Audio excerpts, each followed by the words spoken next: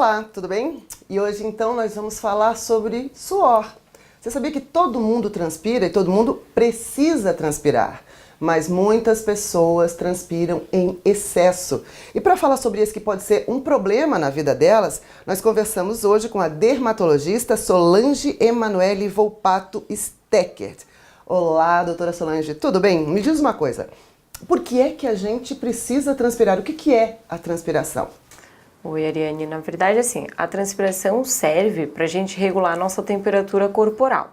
Digamos assim, seria o principal intuito dela. Em contrapartida, o que é transpirar em excesso e o que não é, seria mais assim, o que te constrange, atrapalha o teu dia a dia e o que não te atrapalha. Então, assim, o excesso é mais sobre em relação ao teu perfil. Quem é você, o que você faz, com o que você trabalha. É nesse aspecto que a gente vai dizer se realmente está em excesso ou não e o que repercute na tua vida no dia a dia. E por que existem casos de pessoas que encharcam palmas de mão, palmas de pé? É fisiológico? É um problema? É uma doença? Chamar de doença eu considero meio pesado, mas sim, é uma doença, é uma patologia e a gente tem alguns métodos de tratamento para isso. Quando a pessoa chega no consultório dizendo para a gente eu transpiro muito nas mãos, nos pés, nas axilas, ela tem que ser avaliada.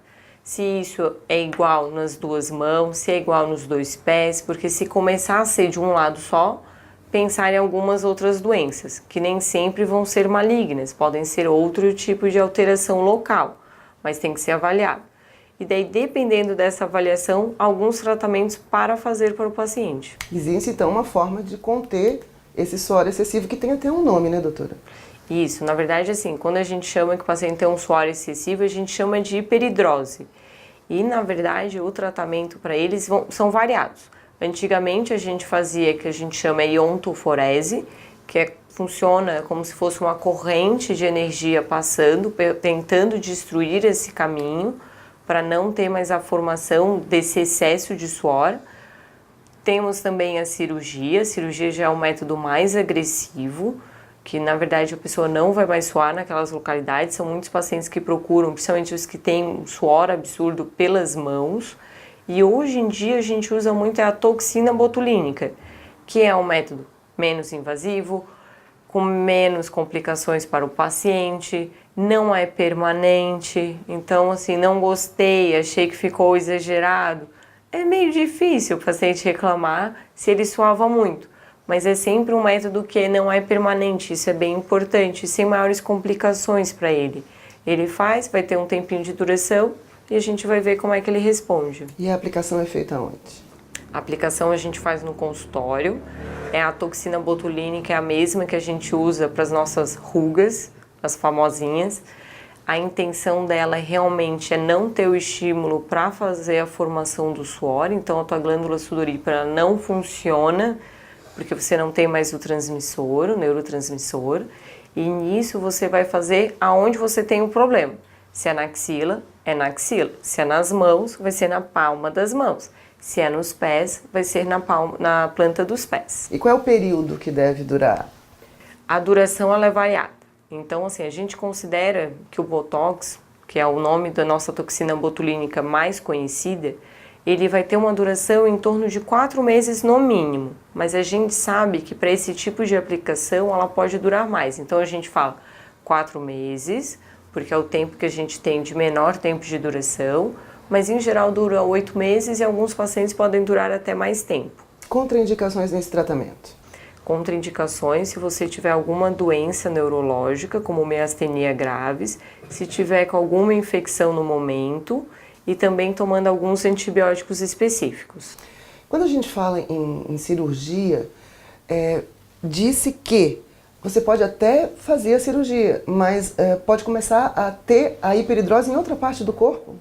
Esse é o maior problema da cirurgia, assim, por mais que a cirurgia hoje em dia seja tão difundida para os pacientes fazerem, ela não é tão simples. Eu até posso parar de suar nas minhas axilas e nas minhas mãos, e não ter repercussão nenhuma. Mas você pode ser o paciente que infelizmente vai ter o que a gente chama de hiperidrose rebote e eu não tenho como te prever aonde vai ser. Então eu posso ter um paciente que vai ter essa hiperidrose na região das nádegas, na região das costas, e daí isso para ele pode ser tão constrangedor ou até mais do que ele tinha antes. A pessoa deve procurar um dermatologista a partir do momento que ela não se sinta mais confortável com o suor dela, né, doutora? Isso, porque como a gente falou lá no começo, na verdade assim, o que é o suor, o que é o adequado e o que não é. Na verdade o adequado é uma linha tênue, é o que me incomoda, o que te incomoda talvez sejam coisas diferentes. Talvez seja relacionado à minha profissão, à tua, coisas, às vezes pequenas nuances do nosso dia a dia. Se eu trabalho muito com papel e a minha mão sua muito, eu acabo tendo muito problema se a minha mão está sempre molhada. Eu não vou conseguir manusear papel ao longo do dia. Então, a partir do momento que te traz algum ônus, o dermatologista vai ter alguns tratamentos. A gente começa muitas vezes pelos mais simples, até chegar numa toxina. E se por acaso o paciente quiser realmente algum tratamento mais permanente, tem os procedimentos cirúrgicos que podem ser até escuretar, que na verdade é abrir um espacinho nas axilas e eu cureto. Na verdade eu vou lá e tento tirar todas as nossas glândulas sudoríparas ali. Outros usam o método da cureta, que seria tipo uma colherzinha. Usam às vezes tipo lipoaspiração, que na verdade o que eu quero é realmente tentar limpar aquela região máxima das glândulas sudoríparas. E na verdade é um tratamento mais permanente. Esse tem alguns médicos dermatologistas que são habilitados para fazer este procedimento específico. Podem ser cirurgiões plásticos ou outros cirurgiões. Agora, se o paciente for fazer a simpatectomia, que tem outro tipo de cirurgia, mais para os pacientes que suam muito nas mãos, que reclamam realmente das mãos, aí é uma cirurgia mais invasiva, em geral é o cirurgião torácico. Mas a primeira avaliação pode ser o dermatologista, avalia com o dermatologista, inicia o tratamento, vai plantando a sementinha dos outros possíveis diagnósticos e orientações, e assim ele vai caminhando e vendo até onde ele quer ir. Porque às vezes, por mais que ele tenha indicação, às vezes, por exemplo, fazer uma toxina, ele não se sente bem em fazer. Então você vai até onde o paciente quer ir. De qualquer forma, suar é saudável, doutora.